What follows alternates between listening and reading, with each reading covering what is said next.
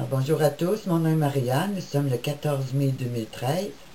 Alors voici un autre article intitulé « La guerre antichrétienne fait rage au Pentagone », traduit par Luc, et qui fait suite au premier article qui était sorti la semaine dernière.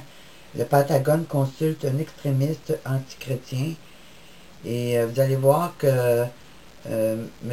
Weston, celui qui travaille très fort à implanter cette nouvelle guerre contre les chrétiens évangéliques en particulier, tente de vouloir minimiser ce qui avait été rapporté dans le premier article.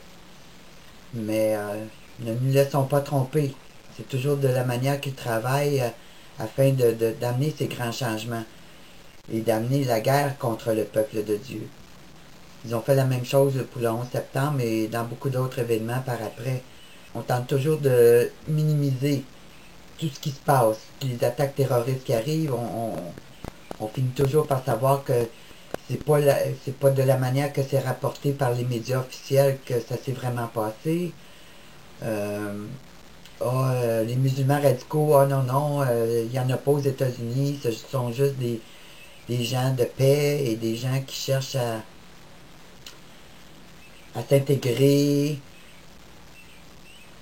qui ne cherchent pas, en fin de compte, à prendre le contrôle des États-Unis, alors que via les accommodements raisonnables et par tout ce qu'on voit avec CARE et le Hamas, unis à ce CARE, eh bien, maintenant les États-Unis sont rendus complètement islamisés.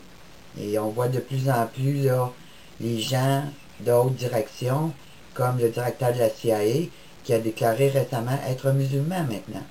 Et ça depuis plusieurs années, mais il l'a toujours caché.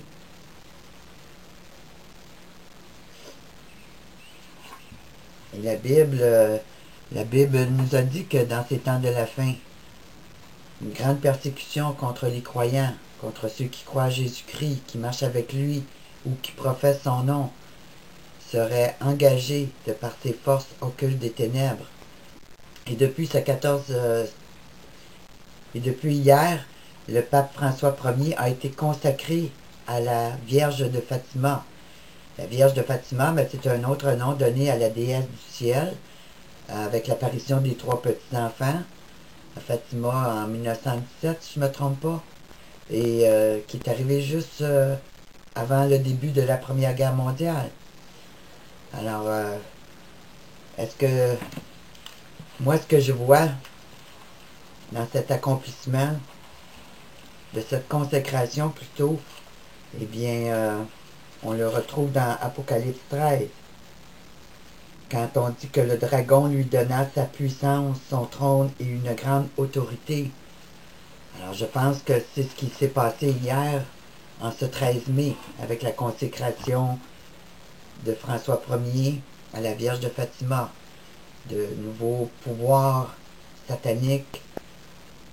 On possède maintenant cet homme, qui est en réalité un démon.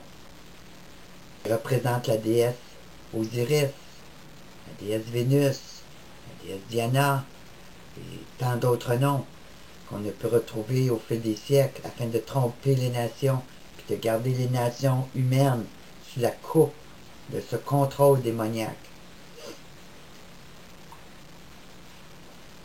Alors la Bible nous dit bien « Il lui fut donné de faire la guerre aux saints et de les vaincre. Il aura ce pouvoir pendant 42 mois. » Ça, vous pouvez retrouver ça dans Apocalypse 13, 7. « Alors on vous livrera au tourment, et l'on vous fera mourir, et vous serez haïs de toutes les nations à cause de mon nom. » Matthieu 24, 9. Alors on voit que la persécution des chrétiens, puis la barbarie contre le peuple de Dieu augmente de plus en plus. On voit des crimes atroces être commis à tous les jours dans de plus en plus de pays. Alors ne nous laissons pas séduire quand on nous dit « Oh non, il n'y en a pas de persécution de chrétiens de par le monde. » Puis ça vient des imams, ceux-là qui nous disent ça, pendant que d'un autre côté, nous dit « Violer les jeunes filles, ceux qui ne sont pas voilés, c'est parce qu'ils veulent... Ceux qui ne sont pas voilés, c'est parce qu'ils désirent être violés. » Vivez en harmonie interreligieuse, des commandements raisonnables. Mais pendant ce temps-là, le peuple de Dieu, de plus en plus, est obligé de fuir leur pays, laisser tout en arrière d'eux, puis de fuir à cause de la persécution, à cause de cette haine qu'on a contre les enfants de Dieu. Alors le Pentagone, ben, c'est le dernier bastion à conquérir, comme je le dis dans d'autres vidéos.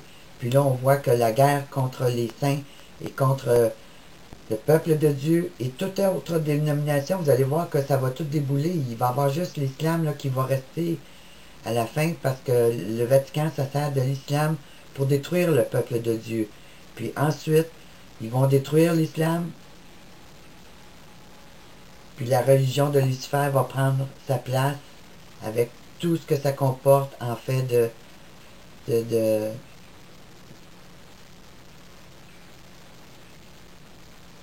nouvelle adoration à ce Dieu Gaïa, à ce Dieu de la force.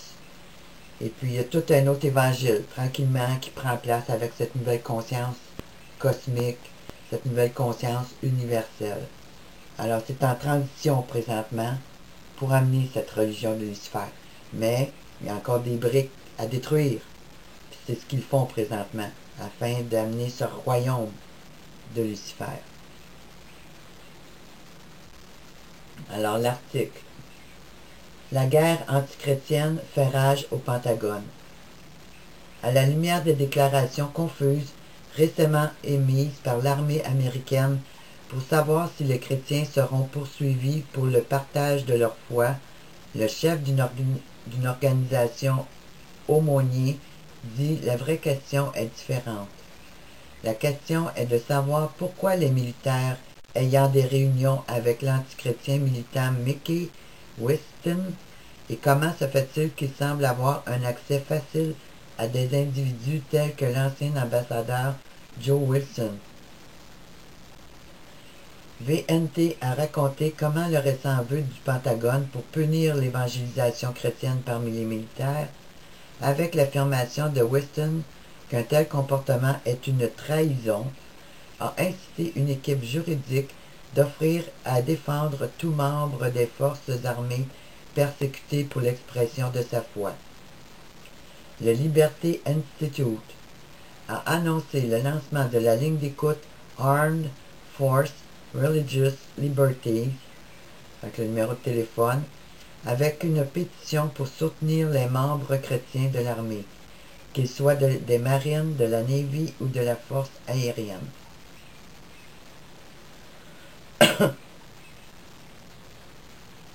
Alors, si vous faites une recherche dans Google sur Armed Forces Religious Liberty, ben, c'est contrôlé par le Vatican via Caritas. Alors, quand même que les militaires appelleraient à cette place-là pour avoir de l'aide, pour protéger leur foi, ben, on voit que c'est le camp ennemi qui contrôle cette organisation. Alors, ça va juste donner plus d'informations à ce groupe pour aller contre ces gens-là par après.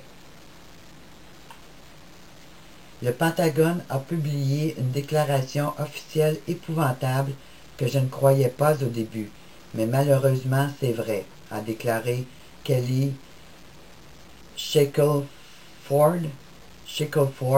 président et chef de la direction de l'organisation.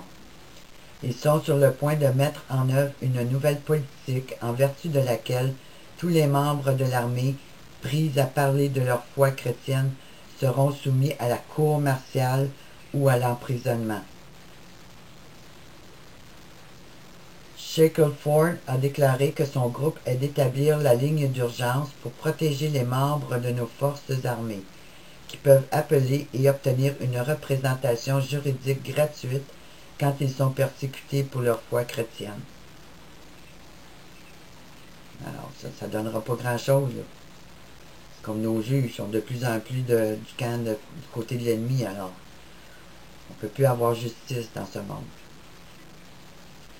Weston, plus récemment, a été critiqué par d'autres au sujet de ce différend. Depuis le Washington Post du 26 avril 2013 dispose d'informations sur la Military Religious Freedom Foundation, détaillant notre rencontre avec les responsables haut gradés du Pentagone. Un flot incessant de propos ridicules accuse Mickey et le MRFF d'être antichrétiens, extrémistes, athées et gauchistes, nous rapporte un courriel en guise de pétition en sa faveur. Cela, cependant, est une absurdité, a déclaré Lee. Alors, il commence à se protéger. Ben non, c'est pas vrai. Croyez pas ce qu'il vous est dit, ce qui est rapporté par les médias non officiels. Tout cela n'est que pure exagération de la part de Mike Weston pour obtenir de l'aide pour sa vision du monde et ses tentatives de débarrasser l'armée de ce qu'il appelle une conspiration évangélique, a déclaré Lee. On met ça sur le dos des chrétiens. La question était inaperçue jusqu'à ce que Weston a fait l'effort pour attirer l'attention sur elle.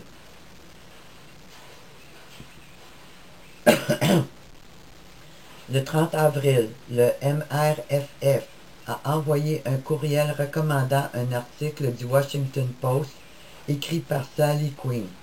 L'organisation a encouragé les bénéficiaires à lire cet excellent article du Washington Post. L'article recommandé affirme que Larry Wilkerson, ancien chef du cabinet de Colin Powell, a dit à Quinn que les plus grands problèmes que l'armée confronte actuellement sont les agressions sexuelles et de ce qu'il appelle le prosélytisme des chrétiens, qui arrivent à partager leur foi avec d'autres. Commentaires de Wilkerson ont été apportés à Quinn lors d'une interview qui a également comporté l'ancien ambassadeur Joe Wilson et Weston comme ils étaient sur le chemin à une réunion au Pentagone. Wilson a dit à Quinn que si un aumônier fait du prosélytisme, ce serait une violation en milieu de travail. Weston est allé encore plus loin et a dit que c'était une menace pour la sécurité nationale et s'élève à un viol spirituel. Il a dit que le rôle de l'aumônier est d'administrer aux besoins naturels. Il a dit que le rôle de l'aumônier est d'administrer aux besoins spirituels. Le dictionnaire Merriam-Webster définit le prosélytisme comme étant d'inciter quelqu'un à se convertir à sa foi, de recruter une personne à se joindre à un parti, une institution ou une cause. Cette définition inclurait un chrétien partageant sa foi, et cela quelle que soit la tentative pour les persuader à devenir chrétiens, quelle que soit la bénignité de la démarche. Mais c'est drôle, hein?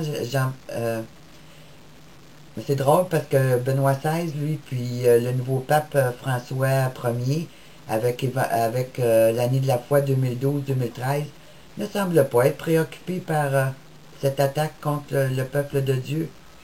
Pourquoi vous pensez? C'est parce que c'est eux autres qui ont lancé cette attaque contre les chrétiens. Pendant qu'ils nous endorment avec des articles qui... Oh, vivez la paix d'un chrétien, vivez la joie d'un chrétien. C'est toute de la bullshit. C'est l'Empire de Rome qui est derrière tout ça. L'article loué par la MRFF semble avoir été destiné à se référer à cette définition car elle mentionne un livre bleu de la Air Force qui dit « Les dirigeants à tous les niveaux doivent éviter l'utilisation réelle ou apparente de leur position pour promouvoir leurs croyances religieuses personnelles à leurs subordonnés ou d'accorder un traitement préférentiel pour toute religion. »